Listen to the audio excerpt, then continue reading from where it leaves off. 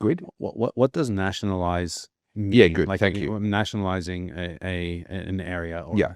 So basically what it means is that the government now owns that industrial area. So for example, Telstra used to be Telecom and it was government owned, and no one was allowed to compete with them. They had a monopoly on the telephone system.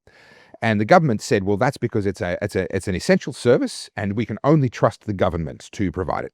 But of course, anyone that knows anything about how the world works knows that means it's going to be slow, it's going to be ineffective, it's going to be badly maintained, it's going to be hideously expensive. Kind of like our broadband.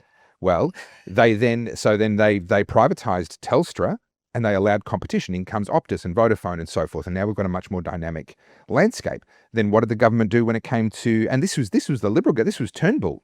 The Liberal government goes... The biggest disappointment in Liberal history. He was the best Prime Minister the Labor Party ever had. Yes. You know, he comes in and says, right, we need a national broadband network. So he nationalized broadband and said, right, we're going to be the exclusive providers of fiber, of high-speed landline broadband. The only competition that's allowed is going to be 4G, 5G, and then ultimately Starlink, which of course wasn't envisaged 12 or so years ago when they started down this NBN nonsense, or it might have been however long it was.